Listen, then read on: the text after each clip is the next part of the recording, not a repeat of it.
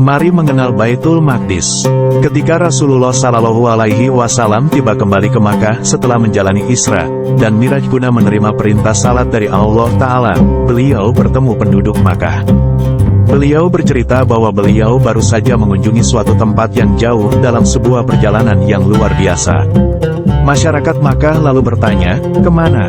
Rasulullah Shallallahu Alaihi Wasallam menjawab, "Baitul Maqdis." Masyarakat Makkah bertanya lagi, "Apakah maksudmu Ilya?" Rasulullah Shallallahu Alaihi Wasallam menjawab, "Ya."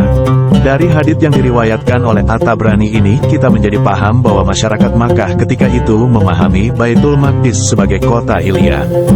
Kota Ilya sendiri adalah nama lain dari Yerusalem. Nama Ilya berasal dari Aelia Capitolina, diberikan oleh Kaisar Romawi, Hadrianus, setelah berhasil merebut Yerusalem dari tangan orang-orang Yahudi pada tahun 73 sebelum Masehi. Rasulullah Shallallahu Alaihi Wasallam meninggal dunia.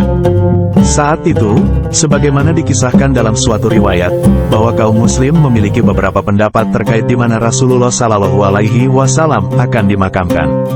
Sebagian menginginkan agar jasad Rasulullah Shallallahu Alaihi Wasallam dimakamkan di Makkah, namun sebagian Yakub berada di kota Hebron, sekitar 30 km dari Yerusalem. Di sisi lain, dalam beberapa riwayat, Rasulullah Shallallahu Alaihi Wasallam justru menyejajarkan Baitul Maqdis dengan Masjidil Haram. Dalam hadits yang diriwayatkan Ibnu Majah, misalnya, Rasulullah Shallallahu Alaihi Wasallam menyebut telaga Nabi Muhammad pada hari kiamat memiliki luas sama dengan jarak antara Ka'bah dan Baitul Maqdis. Dari hadits ini kita menjadi paham bahwa Baitul Maqdis yang disebut Rasulullah Shallallahu Alaihi Wasallam ini adalah Masjid Al-Aqsa.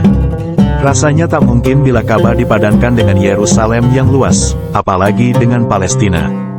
Dalam kisah Nabi Yahya alaihi salam, Rasulullah Shallallahu Alaihi Wasallam juga bersabda sebagaimana diriwayatkan oleh Harits Al-Asy'ari, bahwa pada suatu hari Yahya alaihi salam mengumpulkan Bani Israel di Baitul Maqdis guna menyampaikan 5 nasihat kepada mereka. Bani Israel ketika itu mendatangi Baitul Maqdis hingga penuh sampai ke teras.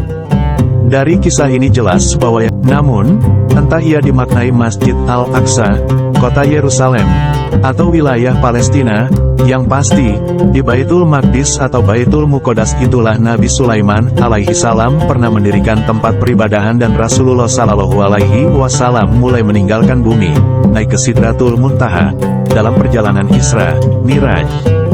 Di dalam Al-Quran, Allah Ta'ala menyebut Al-Aqsa dan daerah di sekitarnya sebagai kawasan yang diberkahi.